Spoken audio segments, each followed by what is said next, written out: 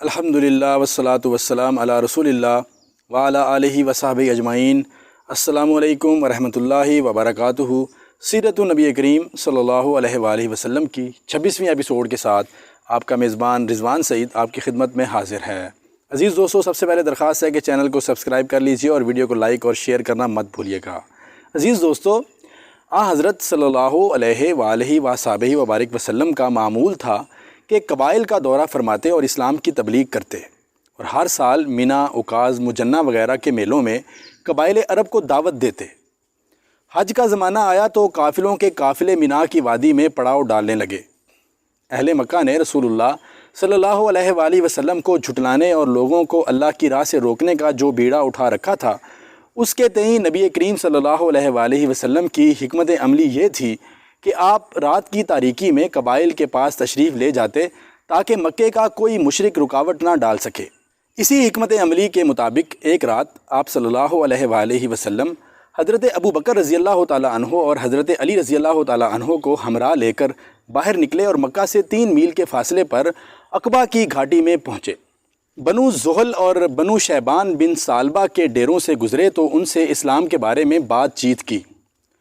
انہوں نے جواب تو بڑا پر امید دیا، لیکن اسلام قبول کرنے کے بارے میں کوئی حتمی فیصلہ نہ کیا۔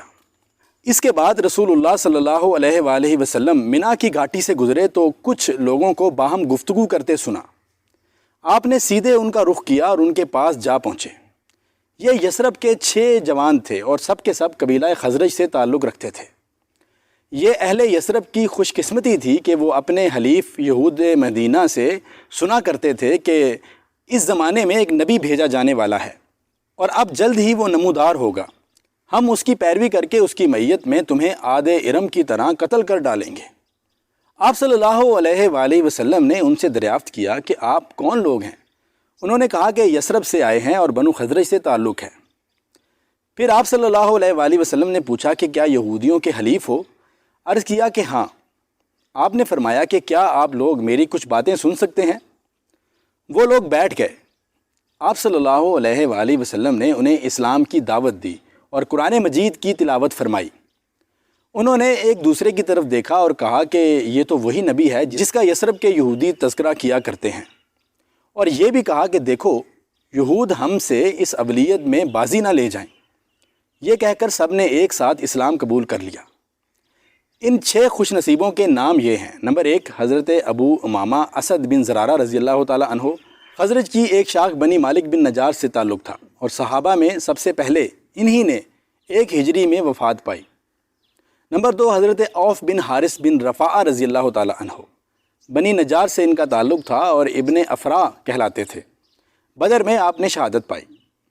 اور نمبر 3، حضرت رافع بن مالک بن عجلان رضی اللہ تعالیٰ عنہ، بنی زریق کے معزز شخص سے۔ اس وقت تک جس قدر قرآن مجید اتر چکا تھا، حضور صلی اللہ علیہ وآلہ وسلم نے ان کو عنایت فرمایا۔ یہ احد میں شہید ہوئے۔ نمبر 4، حضرت قطبہ بن عامر بن حدیدہ رضی اللہ تعالیٰ عنہ، ان کا تعلق بنی سلمہ سے تھا۔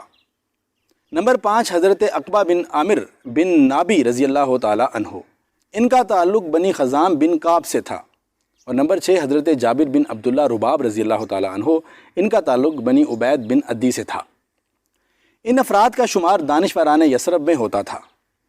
انہیں اندازہ تھا کہ حال ہی میں اوس اور خزرج میں جو جنگ ہوئی تھی اس نے بڑی حد تک معاشرے کو پیس کر رکھ دیا تھا، اس لیے وہ نہیں چاہتے تھے کہ مزید ایسی کوئی جنگ ہو۔ اس لیے انہوں نے یہ توقع قائم کی کہ حضور صلی اللہ علیہ وآلہ وسلم کی دعوت جنگ کے خاتمے کا ذریعہ ثابت ہو سکتی ہے۔ چنانچہ انہوں نے کہا کہ ہم اپنی قوم کو اس حالت میں چھوڑ کر آئے ہیں کہ کسی اور قوم میں ان کے جیسی عداوت اور دشمنی نہیں پائی جاتی۔ ہمیں توقع ہے کہ آپ کی دعوت کے ذریعے اللہ تعالیٰ ان میں یکجہتی پیدا کرے گا، اور یہ کہ موجودہ حالات آپ کی تشریف آوری کے لیے سازگار نہیں۔ ہم یثرب جا کر آپ صلی اللہ علیہ وآلہ وسلم کی بعثت کی خبر دینے کے ساتھ ساتھ لوگوں کو آپ کی دعوت کی طرف بلا کر ان کے سامنے دین اسلام پیش کریں گے اور آئندہ سال پھر آپ کی خدمت میں حاضر ہوں گے۔ اس کے بعد وہ لوگ یثرب واپس ہوئے اور ان کے ذریعے گھر گھر اسلام کا چرچا ہونے لگا۔ عزیز دوستو، نبی کریم صلی اللہ علیہ وآلہ وسلم کی دعوت و تبلیغ ابھی کامیابی اور ظلم و ستم کے اس درمیانی مرحلے سے گزر رہی تھی، اور افق کی دور دراز پنہائیوں میں دھندلے تاروں کی جھلک دکھائی پڑنا شروع ہو چکی تھی کہ اسراء اور معراج کا واقعہ پیش آیا۔ یہ معراج کب واقع ہوئی، اس بارے میں اہل سیر کے اقوال مختلف ہیں۔ البتہ سورہ اسراء کے سیاق سے اندازہ ہوتا ہے کہ یہ واقعہ مکی زندگی کے بالکل آخری دور میں ہوا ہے۔ واقعہ کی تفصیل جو قرآن مجید اور صحیح احادیث سے معلوم ہوتی ہے کہ ایک رات حضور اکرم صلی اللہ علیہ وآلہ وسلم آرام فرما رہے تھے کہ دو فرشتے جبرائیل علیہ السلام اور میکائیل علیہ السلام آئے۔ آپ صلی اللہ علیہ وآلہ وسلم کو بیدار کیا اور اپنے ساتھ حرم کعبہ میں صفا و مروہ کے درمیان لائے جہاں براق کھڑا تھا۔ وہ گدھے سے بڑا لیکن خچر سے کچھ چھوٹا سفید رنگ کا بہشتی جانور تھا۔ ران پر دو پر تھے اور زین بندھی ہوئی تھی۔ اس جنتی براق کا نام جارود تھا۔ جبرائیل علیہ السلام اور میکائیل علیہ السلام نے حضور صلی اللہ علیہ وآلہ وسلم کو براق پر سوار فرمایا اور روانہ ہوئے۔ دائیں بائیں فرشتوں کی جماعتیں تھیں۔ راستے میں کھجور کے درختوں کے جھنڈ نظر آئے۔ جبرائیل علیہ السلام نے کہا کہ یہ آپ صلی اللہ علیہ وآلہ وسلم کا دار الہجرت ہے۔ یہاں اتر کر آپ صلی اللہ علیہ وآلہ وسلم نے 2 رکعت نماز نفل ادا فرمائی۔ پھر جبرائیل علیہ السلام نے طور سینا پر براق کو روکا جہاں آپ صلی اللہ علیہ وآلہ وسلم نے 2 رکعت نماز پڑھی۔ آپ کی تیسری منزل بیت اللحم تھی جس کے بارے میں حضرت جبرائیل علیہ السلام نے بتلایا کہ یہ حضرت عیسیٰ علیہ السلام کی جائے پیدائش ہے۔ وہاں بھی آپ صلی اللہ علیہ وآلہ وسلم نے نماز ادا فرمائی۔ وہاں سے بیت المقدس آئے جہاں مسجد اقصیٰ تھی۔ وہاں آپ براق سے اترے۔ استقبال کے لیے فرشتوں کی کثیر تعداد موجود تھی۔ دوستو، مسجد اقصیٰ میں تمام انبیاء اکرام آپ صلی اللہ علیہ وآلہ وسلم کے منتظر تھے۔ وہاں آپ صلی اللہ علیہ وآلہ وسلم نے نماز میں تمام پیغمبروں کی امامت فرمائی۔ حضرت جبرائیل علیہ السلام بھی مقتدیوں میں شامل تھے۔ یہ سفر کی پہلی منزل تھی، اس کو اسراء بھی کہا جاتا ہے۔ اس کے بعد سفر کی دوسری منزل شروع ہوئی جو اصل معراج ہے۔ وہاں سے جبرائیل علیہ السلام آپ صلی اللہ علیہ وآلہ وسلم کو صخرہ پر لائے جہاں سے فرشتے آسمانوں کی طرف پرواز کرتے ہیں۔ وہاں ایک سیڑھی نمودار ہوئی جس کے ذریعے اسی رات آپ کو بیت المقدس سے آسمان دنیا تک لے جایا گیا۔ آپ صلی اللہ علیہ وآلہ وسلم کے لیے دروازہ کھولا گیا۔ آپ نے وہاں ابو البشر حضرت آدم علیہ السلام کو دیکھا اور انہیں سلام کیا۔ انہوں نے آپ کو مرحبا کہا، سلام کا جواب دیا اور آپ کی نبوت کا اقرار کیا۔ اللہ نے آپ صلی اللہ علیہ وآلہ وسلم کو ان کے دائیں جانب سعادت مندوں کی روحیں اور بائیں جانب بدبختوں کی روحیں دکھلائیں۔ پھر آپ صلی اللہ علیہ وآلہ وسلم کو دوسرے آسمان پر لے جایا گیا اور دروازہ کھلوایا گیا۔ آپ نے وہاں حضرت یحییٰ بن زکریا علیہ السلام اور حضرت عیسیٰ بن مریم علیہ السلام کو دیکھا۔ دونوں سے ملاقات کی اور سلام کیا۔ دونوں نے سلام کا جواب دیا، مبارکباد دی اور آپ صلی اللہ علیہ وآلہ وصحبہ وبارک وسلم کی نبوت کا اقرار کیا۔ پھر تیسرے آسمان پر لے جایا گیا۔ آپ صلی اللہ علیہ وآلہ وسلم نے وہاں حضرت یوسف علیہ السلام کو دیکھا اور سلام کیا۔ انہوں نے بھی جواب دیا، مبارکباد دی اور آپ صلی اللہ علیہ وآلہ وسلم کی نبوت کا اقرار کیا۔ عزیز دوستو، پھر آپ صلی اللہ علیہ وآلہ وسلم چوتھے آسمان پر پہنچے۔ وہاں آپ صلی اللہ علیہ وآلہ وسلم نے حضرت ادریس علیہ السلام کو دیکھا اور انہیں سلام کیا۔ انہوں نے جواب دیا، مرحبا کہا اور آپ صلی اللہ علیہ وآلہ وصحبہ وبارک وسلم کی نبوت کا اقرار کیا۔ پھر پانچویں آسمان پر لے جایا گیا۔ وہاں آپ صلی اللہ علیہ وآلہ وسلم نے حضرت ہارون بن عمران علیہ السلام کو دیکھا اور انہیں سلام کیا۔ انہوں نے جواب دیا، مبارکباد دی اور اقرار نبوت کیا۔ پھر آپ صلی اللہ علیہ وآلہ وسلم کو چھٹے آسمان پر لے جایا گیا۔ وہاں پر آپ صلی اللہ علیہ وآلہ وصحبہ واہل بیت وبارک وسلم کی ملاقات حضرت موسیٰ بن عمران علیہ السلام سے ہوئی۔ آپ صلی اللہ علیہ وآلہ وسلم نے انہیں سلام کیا۔ انہوں نے جواب دیا، مرحبا کہا اور اقرار نبوت کیا۔ البتہ جب آپ وہاں سے آگے بڑھے تو وہ رونے لگے۔ ان سے کہا گیا کہ آپ کیوں رو رہے ہیں؟ انہوں نے کہا کہ میں اس لیے رو رہا ہوں کہ ایک نوجوان جو میرے بعد مبعوث کیا گیا، اس کی امت کے لوگ میری امت کے لوگوں سے بہت زیادہ تعداد میں جنت کے اندر داخل ہوں گے۔ دوستو، اس کے بعد آپ صلی اللہ علیہ وآلہ وسلم کو ساتویں آسمان پر لے جایا گیا۔ وہاں آپ صلی اللہ علیہ وآلہ وسلم کی ملاقات حضرت ابراہیم علیہ السلام سے ہوئی۔ آپ نے انہیں سلام کیا۔ انہوں نے جواب دیا، مبارکباد دی اور آپ صلی اللہ علیہ وآلہ وسلم کی نبوت کا اقرار کیا۔ دوستو، اس کے بعد آپ صلی اللہ علیہ وآلہ وسلم کو بیت المعمور دکھلایا گیا جو فرشتوں کا کعبہ ہے اور زمین پر کعبہ کے عین اوپر واقع ہے۔ وہاں ایک وقت میں 70,000 فرشتے طواف کر رہے تھے۔ اس کے بعد آپ صلی اللہ علیہ وآلہ وسلم کو سدرۃ المنتہا تک لے جایا گیا۔ سدرہ ایک بیری کا درخت ہے۔ اس کے پتے ہاتھی کے کان کے برابر اور پھل مٹکوں کی طرح تھے۔ فرشتے جگنوں کی طرح ان پتوں پر تھے۔ اس پر سونے کے پتنگے، روشنی اور مختلف رنگ چھائے ہوئے تھے۔ سدرۃ المنتہا عالم خلق اور اللہ تعالیٰ کے درمیان حد فاصل ہے۔ اس کے آگے عالم غیب ہے جس کا علم صرف اللہ تعالیٰ کو ہے۔ یہیں پر جنت الماوا ہے جس کا ذکر سورہ نجم میں ہے۔ اس کے بعد حضور اکرم صلی اللہ علیہ وآلہ وسلم جنت میں داخل ہوئے۔ حضرت جبرائیل علیہ السلام سدرہ سے کچھ آگے رک گئے اور عرض کیا کہ اگر اس مقام سے بال برابر بھی بڑھوں تو جل کر خاک ہو جاؤں۔ اب آپ کا اور آپ کے رب کا معاملہ ہے۔ سیرت نبی کریم صلی اللہ علیہ وآلہ وسلم سے محبت رکھنے والے دوستو، اس کے بعد اللہ جل جلالہ کے دربار میں پہنچایا گیا اور آپ صلی اللہ علیہ وآلہ وسلم اللہ کے اتنے قریب ہوئے کہ 2 کمان کے برابر یا اس سے بھی کم فاصلہ رہ گیا۔ اس وقت اللہ نے اپنے بندے پر وحی فرمائی، جو کچھ بھی کہ وحی فرمائی، اور 50 وقت کی نمازیں فرض کیں۔ اس کے بعد آپ صلی اللہ علیہ وآلہ وسلم واپس ہوئے، یہاں تک کہ حضرت موسیٰ علیہ السلام کے پاس سے گزرے تو انہوں نے پوچھا کہ اللہ نے آپ کو کس چیز کا حکم دیا ہے؟ آپ نے فرمایا کہ 50 نمازوں کا۔ انہوں نے عرض کیا کہ آپ کی امت اس کی طاقت نہیں رکھتی، اپنے پروردگار کے پاس واپس جائیے اور اپنی امت کے لیے تخفیف کا سوال کیجیے۔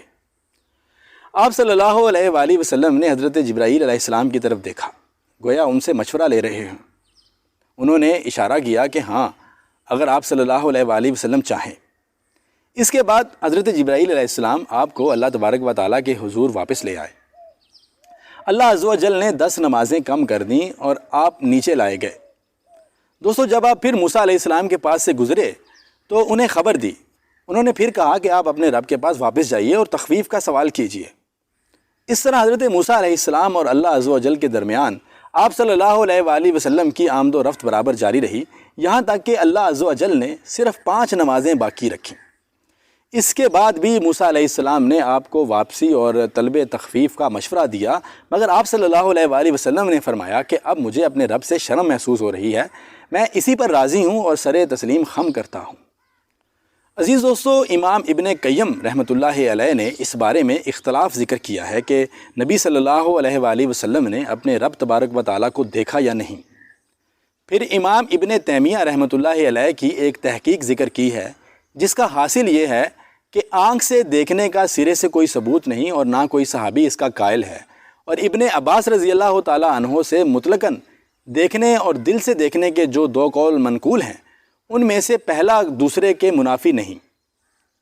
آپ صلی اللہ علیہ وآلہ وسلم نے حضرت جبرائیل علیہ السلام کو سدرۃ المنتہا کے پاس ان کی اپنی شکل میں دیکھا۔ انہیں آپ صلی اللہ علیہ وآلہ وسلم نے ان کی اپنی شکل میں 2 مرتبہ دیکھا تھا، ایک مرتبہ زمین پر اور ایک مرتبہ یہاں سدرۃ المنتہا کے پاس، واللہ عالم۔ دوستو، بعض جگہ آیا ہے کہ اس دفعہ بھی نبی صلی اللہ علیہ وآلہ وسلم کے ساتھ شق صدر یعنی سینہ چاک کیے جانے کا واقعہ پیش آیا، اور آپ صلی اللہ علیہ وآلہ وسلم کو اس سفر کے دوران کئی چیزیں بھی دکھلائی گئیں۔ آپ صلی اللہ علیہ وآلہ وسلم پر دودھ اور شراب پیش کی گئی تو آپ نے دودھ اختیار فرمایا۔ اس پر آپ صلی اللہ علیہ وآلہ وسلم سے کہا گیا کہ آپ کو فطرت کی راہ بتائی گئی ہے یا آپ نے فطرت کی راہ پا لی ہے، اور یاد رکھیے کہ اگر آپ نے شراب لی ہوتی تو آپ صلی اللہ علیہ وآلہ وسلم کی امت گمراہ ہو جاتی۔ آپ صلی اللہ علیہ وآلہ وصحبہ وسلم نے جنت میں 4 نہریں دیکھیں، 2 ظاہری اور 2 باطنی۔ ظاہری نہریں نیل و فرات تھیں اور باطنی نہریں جنت کی 2 نہریں ہیں۔ نیل و فرات دیکھنے کا مطلب غالباً یہ ہے کہ آپ صلی اللہ علیہ وآلہ وسلم کی رسالت نیل و فرات کے شاداب وادیوں کو اپنا وطن بنائے گی۔ دوستو، آپ صلی اللہ علیہ وآلہ وسلم نے مالک جو کہ جہنم کا دروغہ ہے انہیں بھی دیکھا۔ وہ ہنستا نہ تھا اور نہ اس کے چہرے پر خوشی اور بشاشت تھی۔ آپ نے جنت و جہنم بھی دیکھی۔ آپ صلی اللہ علیہ وآلہ وسلم نے ان لوگوں کو بھی دیکھا جو یتیموں کا مال ظلماً کھا جاتے تھے۔ ان کے ہونٹ اونٹ کے ہونٹ کی طرح تھے اور وہ اپنے منہ سے پتھر کے ٹکڑوں جیسے انگارے ٹھونس رہے تھے جو دوسری جانب ان کے پخانے کے راستے سے نکل رہے تھے۔ آپ صلی اللہ علیہ وآلہ وسلم نے سود خوروں کو بھی دیکھا۔ ان کے پیٹ اتنے بڑے بڑے تھے کہ وہ اپنی جگہ سے ادھر ادھر نہیں ہو سکتے تھے، اور جب آل فرعون کو آگ پر پیش کرنے کے لیے لے جایا جاتا تو ان کے پاس سے گزرتے وقت انہیں روندتے ہوئے جاتے تھے۔ آپ صلی اللہ علیہ وآلہ وصحبہ و اہل بیتہ وبارک وسلم نے زناکاروں کو بھی دیکھا۔ ان کے سامنے تازہ اور فربا گوشت تھا، اور اسی کے پہلو بہ پہلو سڑا ہوا چیچڑا بھی تھا۔ یہ لوگ تازہ اور فربا گوشت چھوڑ کر سڑا ہوا چیچڑا کھا رہے تھے۔ آپ صلی اللہ علیہ وآلہ وسلم نے ان عورتوں کو دیکھا جو اپنے شوہروں پر دوسروں کی اولاد داخل کر دیتی ہیں، یعنی دوسروں سے زنا کے ذریعے حاملہ ہوتی ہیں، لیکن لا علمی کی وجہ سے بچہ ان کے شوہر کا سمجھا جاتا ہے۔ آپ صلی اللہ علیہ وآلہ وسلم نے انہیں دیکھا کہ ان کے سینوں میں بڑے بڑے ٹیڑے کانٹے چبھا کر انہیں آسمانوں و زمین کے درمیان لٹکا دیا گیا ہے۔ آپ صلی اللہ علیہ وآلہ وسلم نے آتے جاتے ہوئے اہل مکہ کا ایک قافلہ بھی دیکھا، اور انہیں ان کا ایک اونٹ بھی بتایا جو بھڑک کر بھاگ گیا تھا۔ آپ نے ان کا پانی بھی پیا جو ایک ڈھکے ہوئے برتن میں رکھا تھا۔ اس وقت قافلہ سو رہا تھا، پھر آپ نے اسی طرح برتن ڈھک کر چھوڑ دیا، اور یہ بات معراج کی صبح آپ صلی اللہ علیہ وآلہ وسلم کے دعویٰ کی صداقت کی ایک دلیل ثابت ہوئی۔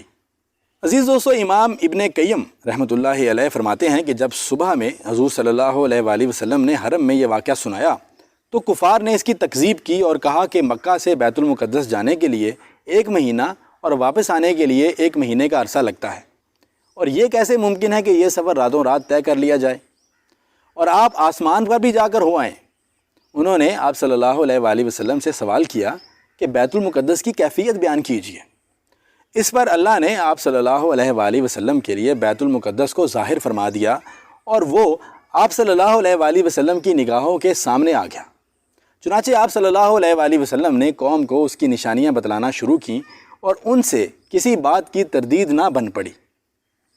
آپ صلی اللہ علیہ وآلہ وصحبہ و اہل بیتہ وبارک وسلم نے جاتے اور آتے ہوئے ان کے قافلے سے ملنے کا بھی ذکر فرمایا اور بتلایا کہ اس کی آمد کا وقت کیا ہے۔ آپ صلی اللہ علیہ وآلہ وسلم نے اس اونٹ کی بھی نشاندہی کی جو قافلے کے آگے آگے آ رہا تھا۔ پھر جیسا کچھ آپ صلی اللہ علیہ وآلہ وسلم نے بتایا تھا ویسا ہی ثابت ہوا، لیکن ان سب کے باوجود ان کی نفرت میں اضافہ ہی ہوا، اور ان ظالموں نے کفر کرتے ہوئے کچھ بھی ماننے سے انکار کر دیا۔ دوستو، جب حضرت ابو بکر صدیق رضی اللہ تعالی عنہ نے یہ بات سنی تو کہا کہ اگر حضور صلی اللہ علیہ وآلہ وسلم نے یہ بات فرمائی ہے تو بالکل سچ ہے، اور میں اس واقعہ کی تصدیق کرتا ہوں۔ اس موقع پر حضور صلی اللہ علیہ وآلہ وسلم نے جناب حضرت ابو بکر رضی اللہ تعالی عنہ کو صدیق کا لقب عطا فرمایا۔ عزیز دوستو، اس ضمن میں مسجد اقصیٰ کے ایک پادری کی گواہی بھی ملتی ہے۔ حضور اکرم صلی اللہ علیہ وآلہ وسلم نے صلح حدیبیہ کے بعد 7 ہجری میں حضرت دحیہ کلبی رضی اللہ تعالی عنہ کے ذریعے قیصر روم ہرقل کے پاس نامہ مبارک بھیج کر اسلام کی دعوت دی۔ ہرقل نے اپنے لوگوں کو حکم دیا کہ حجاز کا کوئی تاجر موجود ہو تو اسے بلا لائے۔ اتفاق سے اس وقت تاجروں کے ایک قافلے کے ساتھ ابو سفیان رضی اللہ تعالیٰ عنہ، جو ابھی مسلمان نہیں ہوئے تھے، موجود تھے، جن سے ہرقل نے حضور صلی اللہ علیہ وآلہ وسلم کے بارے میں سوالات کیے۔ ان سوالات کے جواب دینے کے دوران ابو سفیان رضی اللہ تعالیٰ عنہ کو معراج کا واقعہ کا خیال آیا، اور انہوں نے اسے بیان کرتے ہوئے کہا کہ حضور صلی اللہ علیہ وآلہ وسلم راتوں رات مسجد حرام سے مسجد اقصیٰ کا سفر کرتے ہوئے آسمانوں پر تشریف لے گئے اور پھر واپس آئے۔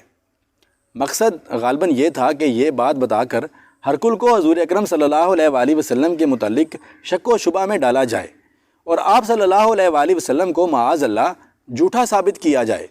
دوستو، ہرقل کے دربار میں اتفاق سے اس وقت مسجد اقصیٰ کا لارڈ پادری موجود تھا، جس نے یہ بتلایا کہ وہ ہر رات سونے سے پہلے مسجد اقصیٰ کے تمام دروازے بند کر دیتا تھا، لیکن اس رات کوشش کرنے کے باوجود صدر دروازہ بند نہیں ہوا۔ آخر کار انہوں نے نجاروں کو بلوا کر اسے بند کرنا چاہا، مگر باوجود کوشش کے وہ ناکام رہے، اس لیے دروازہ کھلا چھوڑ کر سب لوگ گھروں کو چلے گئے۔ پادری جب صبح مسجد آیا تو مسجد کے دروازے کو بالکل ٹھیک پایا۔ مسجد کے قریب چٹان میں سوراخ دیکھا جس سے کسی جانور کو باندھنے کا نشان تھا۔ پادری نے کہا کہ رات کو دروازے کا کھلا رہنا صرف اس نبی کے لیے تھا جس کی بشارت حضرت عیسیٰ علیہ السلام نے دی تھی، اور یہ کہ انہوں نے مسجد اقصیٰ میں رات میں ضرور نماز پڑھی ہوگی۔ عزیز دوستو، سیرت النبی کریم صلی اللہ علیہ وآلہ وسلم کی مبارک زندگی میں مکی دور کا تذکرہ ابھی جاری ہے۔ سیرت النبی کریم صلی اللہ علیہ وسلم کی 27ویں ایپیسوڈ کے ساتھ انشاءاللہ جلدی ملاقات ہوگی۔ اپنا بہت سارا خیال رکھیے گا، دعاؤں میں یاد رکھیے گا۔ انشاءاللہ ملتے ہیں جلدی نیکسٹ ایپیسوڈ کے ساتھ، تب تک کے لیے اجازت دیجیے۔ اللہ نگہبان۔